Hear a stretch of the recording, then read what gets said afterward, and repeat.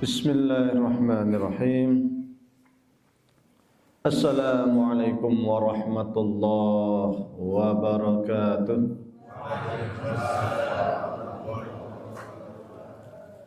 Alhamdulillahi rabbil alamin. Alhamdulillahilladzi ja'alana ummatan wasata linakuna syuhada bainan nasi yawmal qiyamah. Walladzi an'amana bi ni'matil iman wal islam wal ukhuwah was salam wal karamah wa amarna bit tamassuk bi kitabillahi wa sunnati rasulillah wa awjaba 'alaina al amra bil ma'rufi wan nahya 'anil munkar wa asyhadu an la ilaha illallah wahdahu la syarika lah lahul mulku wa lahul hamdu yuhyi wa yumitu wa huwa ala kulli syai'in qadir wa asyhadu anna muhammadan abduhu wa rasuluh alladzi qad ballagha ar-risalah wa adda al-amanah wa kashafa al-ghummah wa jahada fillahi haqqa jihadi hatta atahu al-yaqin. Allahumma salli ala sayyidina wa habibina wa syafi'ina Muhammad sallallahu alaihi wasallam wa ala alihi wa sahbihi wa tabi'in wa tabi'in at-tabi'in wa man tabi'ahum bi ihsanin ila yaumiddin, amma ba'du. Jamaah sekalian yang kami hormati, puji syukur kehadirat Allah Subhanahu wa taala. Pada pagi hari ini kita sama-sama bisa berkumpul talabul ilmi, silaturahmi, mudah-mudahan mendapatkan barakah dari Allah Subhanahu wa taala. Salat wa salam semoga tetap tercurah untuk baginda Nabi Muhammad sallallahu alaihi wasallam. Sebuah kebahagiaan bagi kami bisa bersilaturahmi bersama jamaah di Masjid Syekh Islam Ibnu Taimiyah, ulama yang sangat luar biasa, dan saya koleksi kitab-kitab beliau dari Majmu' Fatawa, dari Darut Ta'arud, dari macam-macam ya, Masail dan sebagainya, Rasail wal Masail. Ulama yang bukan hanya pejuang di dalam pemikiran Islam, tetapi juga pejuang di medan perang, pendekar. Jarang-jarang ya seorang ulama alim, alamah, tapi bukan hanya pendekar intelektual, tetapi pendekar di medan laga. Nah, beliau ini Syekh Islam Ibnu Taimiyah. Maka kalau menjadi nama masjid itu harapannya barangkali para pendirinya itu supaya jamaahnya itu bisa meneladani semangat intelektual, semangat ulama, semangat ilmu beliau, tetapi juga meneladani semangat juang beliau, semangat jihad beliau. Enggak ada yang berani berhadapan dengan tatar langsung, face to face, berhadapan debat sama pemimpinnya selain Ibnu Taimiyah, sendiri lagi kan, ya, sendiri berani itu Syekh Islam. Makanya sangat luar biasa, nyurati langsung ke Ibnu Tulun, wahai Ibnu Tulun, kita harus jihad. Di saat umat lain takut jihad, kirim surat langsung ke Ibnu Tulun, kita harus jihad, berangkat jihad. Nah, ini Ibnu Taimiyah, pendekar luar biasa, menjadi sebuah nama masjid.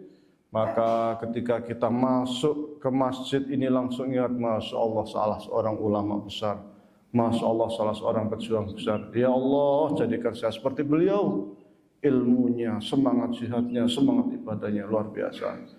Seorang yang pakar di seluruh cabang ilmu keislaman, fikihnya mantap, akidahnya luar biasa, ya.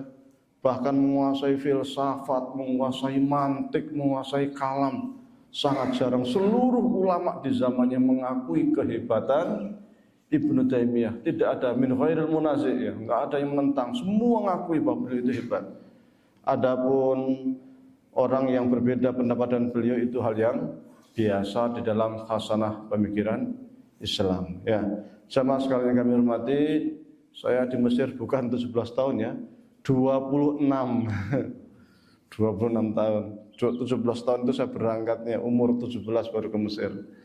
Karena memang menuntut ilmu itu ya harus siap perjalanan, sabar ya. Maka dalam hadis katakan tolabu, mencari ya. Saya cari ilmu ke Mesir sampai 26 tahun ya. Alhamdulillah sholatnya rame, mudah-mudah. Ini santri atau memang jamaah sini? Masya Allah. Ada yang kopnya NU, ada yang kopnya Muhammadiyah, ada yang lain. Nah, ini menunjukkan persatuan kita ya. Alhamdulillah semangat sholatnya. Ya. Sholat ini ibadah yang luar biasa ya. Karena sholat itu satu-satunya ibadah yang Rasul itu dipanggil langsung ke langit. Kalau lainnya itu melalui wahyu, melalui malaikat Jibril, sholat ini tidak.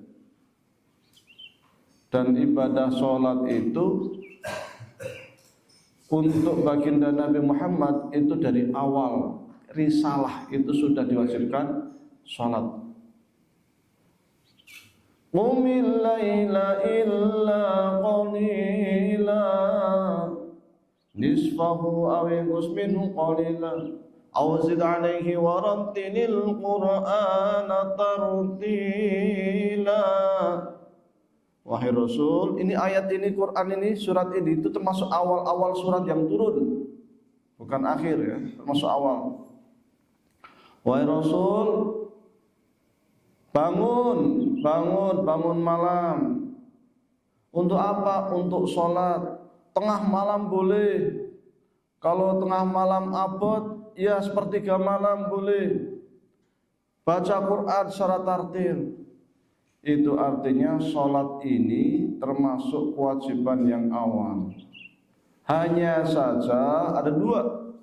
Satu sholat untuk baginda Nabi, yang kedua sholat untuk umatnya. Sholat untuk baginda Nabi ini adalah sholat malam.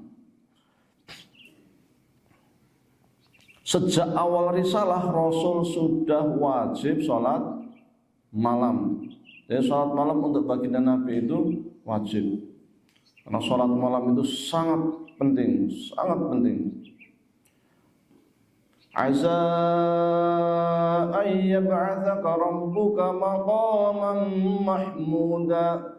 Dengan sholat malam itu mudah-mudahan Allah angkat derajat kita, dunia kita, akhirat kita. Sholat malam itu membuat hati tenang. Sholat malam itu menjadikan psikologi kita, spiritual kita itu kuat menghadapi berbagai ujian, cobaan di dalam kehidupan. Maka Rasul itu wajib sholat malam. Buktinya apa? Kalau kita baca sejarah itu, dulu Rasul kalau malam-malam sholat malam itu, kadang Abu Jahal kan menentang Islam ya, musuh Islam. Luar biasa. Tapi yang kalau Rasul malam itu sholat, itu datang ya. Jadi sudah memperkirakan biasanya Rasul itu bangun jam sekian. Datang ke rumah Rasul, nguping dari belakang, dari samping rumah nguping. Nguping apa? Warantilil Qur'ana tartilat. Bacalah Quran secara tartil. Nguping karena Rasul itu kalau mau baca Quran enak. Ya.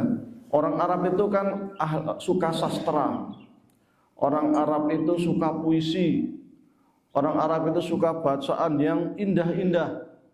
Meskipun mereka itu anti-Islam, nggak percaya dengan Islam, nggak mau mengikuti baginda Nabi, tetapi kalau sudah dibacakan ayat Quran, menang. Karena indah sekali. Indah dari sisi apa? Dari sisi bahasa, dari sisi sastra, dari sisi kandungan, dari sisi baca itu enak. Jangankan orang Arab ya, kita aja orang asing, wong Jawa yang nggak bisa bahasa Arab, dengarkan Quran itu denger enak itu. Apalagi orang Arab pada waktu itu yang paham maknanya, paham isinya, denger tuh seneng, masya Allah, seneng. Tapi mereka nggak mau beriman. Kenapa? Ngeyel. Hatinya itu saking membatunya. Tapi kalau dengar Quran seneng. Ya. Jadi sempat suatu kali itu Rasul lagi sholat malam, Abu Jahal nguping, Amr bin As nguping. Amr bin As juga seneng nguping. Satu di pintu di rumah sebelah sini ngupingnya, yang satu lagi ngupingnya di sana. Rasul selesai sholat, dua-duanya pengen pulang. Petuan, loh, Amr bin As kamu ngapain nanti? Loh, Abu Jahal kamu yang ngapain nanti? Petuan. Sama-sama seneng nguping indahnya bacaan Al-Quran. Rasul itu kalau baca Al-Quran sambil sholatnya luar biasa. Satu. Yang kedua, waktu Isra Mi'raj itu konon baginda Nabi itu dari Makkah ke Masjidil Aqsa. Di Masjidil Aqsa, baginda Nabi Muhammad SAW itu menjadi imam sholat. Makmumnya para anbiya, para nabi. Loh, sholat kan Rasul kan belum naik, belum ke Sidratul Muntaha, kok sudah sholat? Ini sholat yang memang Allah perintahkan untuk Rasul sejak awal. Ya, sejak awal risalah itu sudah wajib sholat. Maka ketika sholat dengan para nabi itu adalah sholat yang memang diwajibkan untuk baginda Nabi Muhammad SAW. Dan seluruh para nabi itu diwajibkan sholat. Baru waktu Isra Mi'raj, ya waktu Mi'raj itu tahun-tahun terakhir baginda Nabi Muhammad SAW sebelum hijrah ke Madinah. Jadi Rasul itu umur 40 baru diangkat menjadi Nabi, umur 40. Kemudian dakwah di Mekah selama 13 tahun. Kemudian hijrah ke Madinah. Di Madinah berdakwah selama 10 tahun. Umur 40 ditambah 13 ditambah 10 jumlahnya 63 tahun. Berarti umur Nabi 63 tahun. 63 tahun itu hitungan tahun Hijriyah. Hitungan tahun Hijriyah. Kalau hitungan tahun Masehi ya mungkin di kisaran 60 tahun. Ya, 60-an tahun baginda Nabi umurnya. Kalau hitungan Masehi, Masehi itu yang Januari, Februari, Maret, April, itu Masehi ya. Selama 13 tahun di Mekah itu umat Islam awal-awalnya itu tidak diwajibkan sholat. Kebanyakan syariat dan kebanyakan ajaran Islam yang turun di Mekah itu terkait dengan akidah, akhlak. Ya. Akidah, akhlak itu saja. Akidah itu ya terkait dengan keimanan kita kepada Allah, penguatan iman ya. Kisah-kisah masa lampau bagaimana perjuangan para nabi untuk mempertahankan iman. Bagaimana perjuangan para sholihin sebelum baginda Nabi untuk mempertahankan iman. Bagaimana Ashabul Ukhdud ya, yang mereka itu dibuatkan parit besar, ditangkap karena mereka beriman kepada Allah dan tidak mau kembali kepada kekafiran, dibakar hidup-hidup ya. Jadi cerita masa lalu tentang keimanan. Karena memang masa Mekah itu masa-masa mereka berhadapan dengan orang-orang musyrik. Ya, orang-orang musyrik yang mereka tidak mau beriman, termasuk cerita-cerita tentang hari kiamat, cerita-cerita tentang surga, tentang neraka. Ini ayat-ayat Mekah itu banyak berbicara terkait hal itu. Adapun tentang hukum syarat belum banyak. Baru ibadah sholat ini terakhir menjelang hijrah ke Madinah. Tatkala paman baginda Nabi Muhammad SAW, Abu Thalib meninggal. Tatkala istri beliau Khadijah meninggal dunia. Loh, paman Nabi kan nggak masuk Islam, kenapa beliau bersedih? Abu Thalib itu kan tidak masuk Islam. Tapi ketika Abu Thalib ini meninggal, Rasul sedihnya luar biasa, sedih sekali. Kesedihan ditinggal Abu Thalib itu ada dua. Yang pertama, Abu Thalib itu tidak masuk Islam, tetapi beliau yang sangat membela baginda Nabi, sangat mendukung dakwah Nabi. Ya, makanya ketika beliau meninggal sedih sekali. dakwahnya yang selama ini didukung, dibela oleh orang yang sangat berpengaruh di Mekah meninggal. Sedih. Sedih yang kedua, beliau Abu Thalib pamannya yang begitu gigih memperjuangkan baginda Nabi, membela, membackup siapapun yang berani mengganggu sama Rasul sallallahu alaihi wasallam, dihadapi oleh Abu Thalib pamannya. Kok enggak mau masuk Islam? Sampai terakhir Rasul mengatakan, wahai paman, ucapkan asyhadu alla ilaha illallah wa anna Muhammadar Rasul. Cukup ucapan itu, pasti masuk surga. Tapi Abu Thalib tidak mau. Sedih sekali. Tidak lama kemudian istrinya beliau yang sudah selama itu membackup dakwah beliau, membela mati-matian dakwah beliau dengan hartanya yang dulu Khadijah kaya raya, semua hartanya disumbangkan untuk Islam, meninggal dunia. Sedih beliau. Maka pada waktu itu disebut dengan istilah tahun kesedihan. Sedih karena ditinggal dua orang yang sangat punya pengaruh besar bagi dakwah Islam, yang selama ini ketika ada kesusahan, kegundahan, ya, selain mengadu kepada Allah Subhanahu wa taala, mengadu kepada orang-orang yang selama ini memang bisa membackup, membela baginda Nabi Muhammad sallallahu alaihi wasallam. Tatkala sedih itulah maka Allah Subhanahu wa taala memperjalankan tur, ya, memperjalankan jalan-jalan. Ya, jalan-jalannya Rasul beda dengan jalan-jalan kita, ya. Diperjalankan dari Masjid Haram menuju Palestina, dari Palestina kemudian ke Sidratul Muntaha untuk mendapatkan kewajiban ibadah sholat. Inilah sholat untuk umat Islam. Kalau yang tadi yang qumil laila illa qalila, itu sholat malam yang wajib dilaksanakan sejak awal oleh baginda Nabi Muhammad SAW. Maka yang menjelang beliau hijrah ini, yang beliau langsung dipanggil oleh Allah Subhanahu wa taala ini adalah sholat 5 waktu untuk umat Islam. Ini artinya bahwa sholat ini sangat penting. Sholat itu artinya punya dua makna, ya. Bisa sholatun, itu artinya doa, bisa juga artinya berhubungan, ya. Berhubungan dengan Allah Subhanahu wa taala. Silah bainal abdi war rabb, hubungan antara hamba dengan Allah. As-salatu itu doa. Doa itu dibagi menjadi dua. Doa itu bisa biman at-thana'u, yang kedua biman at-talabu.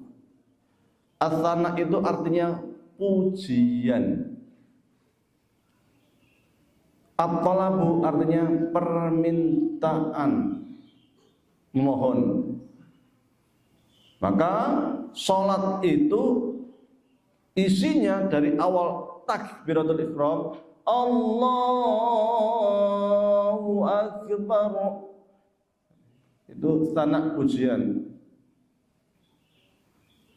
Tapi ada permintaan juga ketika kita membaca Fatihah. Fatihah itu dimulai dari sana, Bismillahirrahmanirrahim, Alhamdulillahi Rabbil Alamin, Ar-Rahmanir Rahim, Maliki Yaumiddin, Iyyaka na'budu wa iyyaka nasta'in. Ini tanda pujian. Setelah itu permintaan, Ihdinas siratal mustaqim, siratal ladzina an'amta 'alaihim ghairil maghdubi 'alaihim waladdallin. Nah, ini tolak permohonan. Sholat itu dari awal takbir sampai akhir itu isinya dua, sana pujian dan tolak permohonan. Maka as-sholat, ya, kita sering dengar ya, sholawat, ya, sholatun, sholatani, sholawat. Sholatun itu satu sholat, sholatani dua sholat, sholawat banyak sholat. Maka kalau kita sering mendengar istilah sholawatan, berarti isinya dua. Sholawatan itu ya isinya kalau enggak doa, ya pujian. Cuman bedanya kalau sholawatan itu memuji baginda Nabi Muhammad sallallahu alaihi wasallam. Innallaha wa malaikatahu yusholluna 'alan nabi ya ayyuhalladzina amanu sallu alaihi wa sallimu taslima. Jadi innallaha wa malaikatahu yusholluna, sesungguhnya Allah dan malaikat itu yusholluna, membaca sholawat. Sholawat tadi sama sholatun, sholatani, sholawat. Kalau Allah membaca sholawat itu bukan Allah berdoa. Allah kok doa sama siapa? Kalau Allah membaca sholawat itu maksudnya Allah menurunkan rahmat. Kalau malaikat membaca sholawat berarti baru malaikat yang mendoakan. Maka kalau dalam ilmu balaghah, ilmu bayan, itu ada namanya ad-du'a. Yang namanya ad-du'a itu sholawat nanti doa. Ad-du'a itu maksudnya adalah talab permintaan sesuatu dari orang yang min adna, dari orang yang lebih rendah posisinya kepada sesuatu yang lebih tinggi. Ya Allah, kan posisinya lebih tinggi. Ya Allah, ampunkan dosaku ya Allah, dosa orang tuaku ya Allah, dosa keluargaku ya Allah. Nah, permohonan sana sholawat, sholat sholawat. Karena dia, maka para ulama mengatakan ya, karena sholat isinya itu adalah as-sana wa talab, maka sholat ini harus dibaca sesuai dengan porsinya, yaitu isinya harus talab dan sana. Namun karena sholat ini terkait dengan ibadah mahdhah itu ibadah yang tuntunannya, yang caranya, kaifiyah, aturannya itu semuanya sudah dijelaskan oleh baginda Nabi Muhammad SAW. Karena sholat ini terkait dengan ibadah mahdhah, maka sholat tidak boleh berkreasi.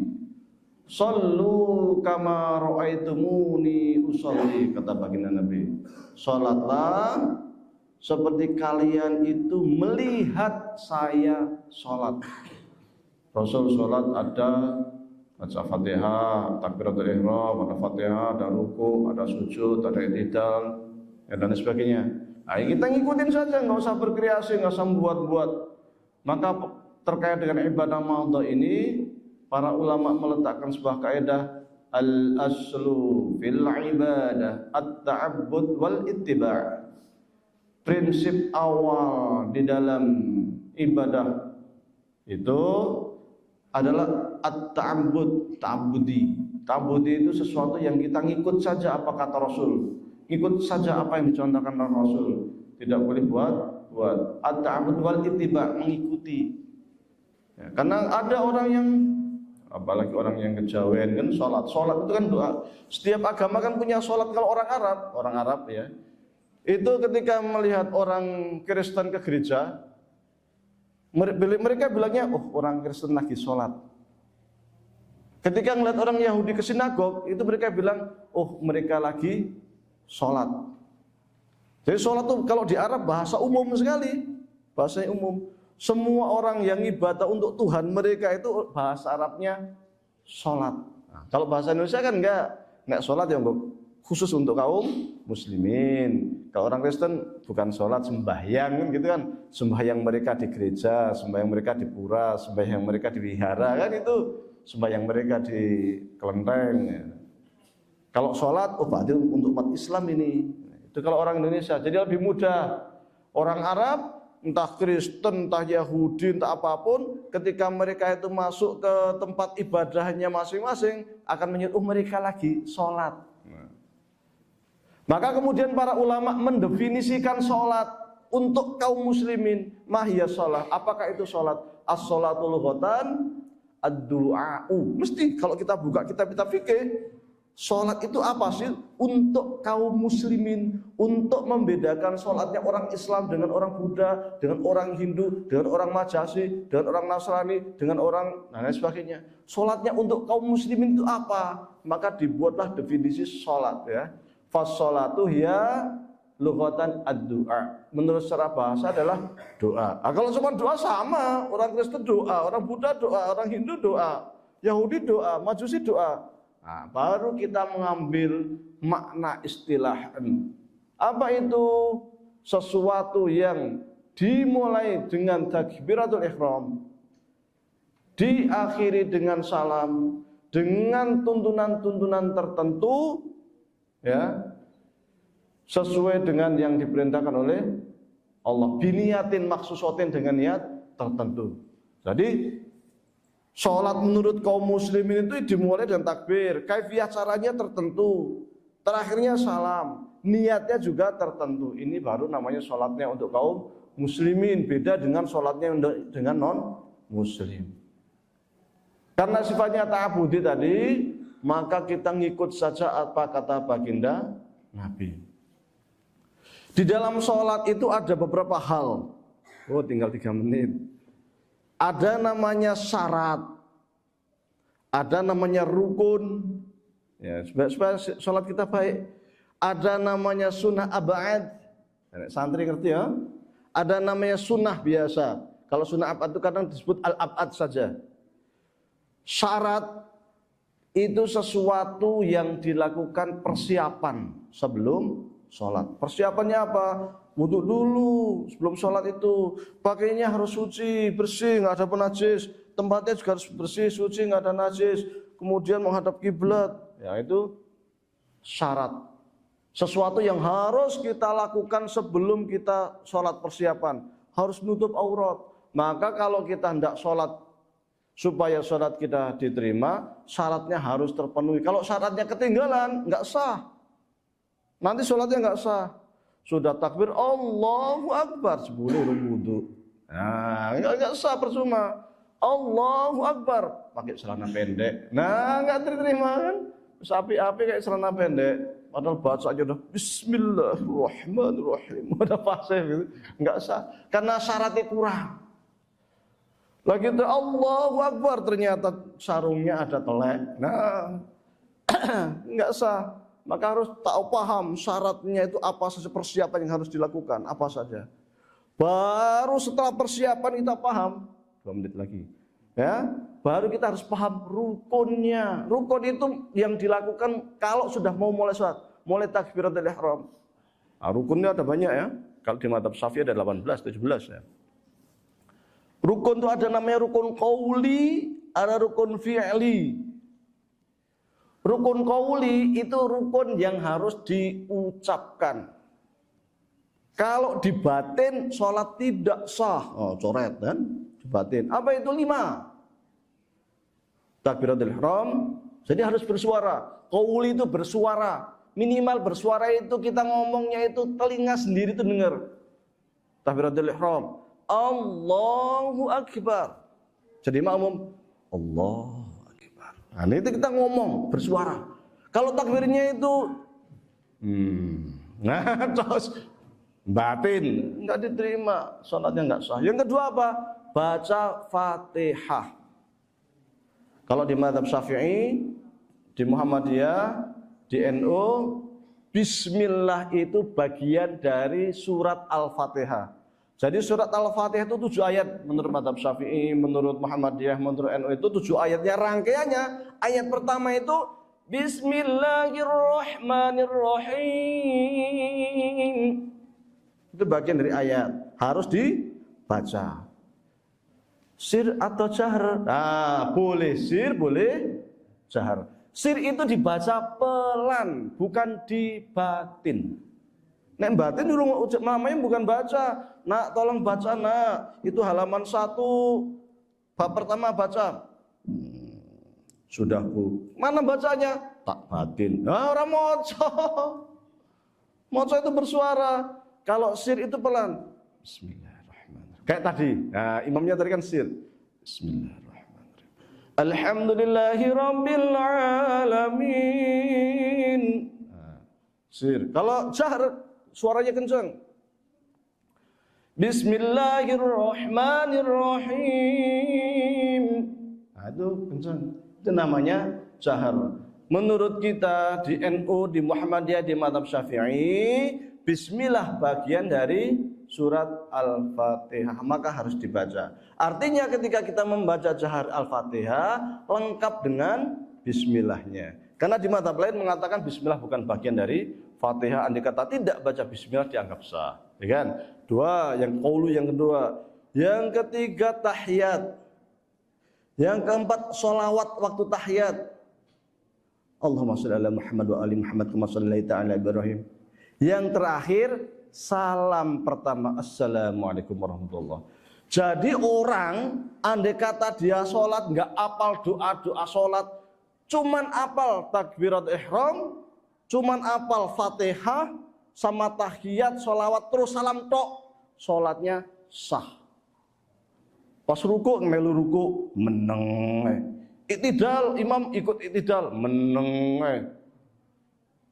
Sujud ikut sujud, orang dongo nggak bilang subhanallah, nggak bilang meneng duduk. Cuma maca Fatihah, takbirat ihram, Fatihah, tahiyat, salawat di tahiyat ya, salam tok. Kenapa kok gitu? Berapa ya? Sah salatnya. Ya, tuh. Sana pakai Allah Maha Baik-Baik ini yang sana Allahu Akbar kabiran. Itu bukan rukun, itu namanya doa iftitah sunnah. Arep maca kono ora maca kono, sing maca sah ora maca sah. Mau pakai Allah Maha Baik-Baik ini ada dalilnya, mau pakai ini wajah itu ada dalilnya, mau pakai Allahu Akbar kabiran ada dalilnya. Menurut Imam Nawawi di dalam Majmu' arep maca kabeh entuk. Wis Allah Maha Baik-Baik ini baca, bar itu Allahu Akbar kabiran. Setelah itu baca ini wajah itu baca semuanya. Masih ada lagi doa yang lain, doa iftitah. Arep maca kabeh entuk. Nah, ini sunnah ya. Ada namanya sunnah hay'ah. Sunnah hay'ah itu kalau kita tinggalkan nggak masalah. Jadi takbir Allahu Akbar, nggak mesti dakep. Ruku Allahu Akbar. Sami Allahu liman hamidah. Kok tangannya nggak ada gerak? Males. Bar macul saya sah. Sah itu karena itu hay'ah. Ada namanya ab'ad. Nek lali sujud sahwi.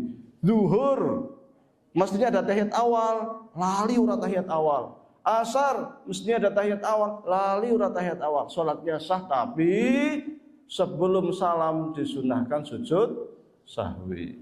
Atau kunut subuh menurut mazhab Syafi'i. Tapi kalau menurut Hanafi nggak ada kunut, ya kan begitu. Baik, mudah-mudahan bermanfaat ya. Sekiranya ada salah kurang mohon dimaafkan. Aqulu qouli hadza wa astaghfirullah li wa lakum. Wassalamualaikum warahmatullahi wabarakatuh.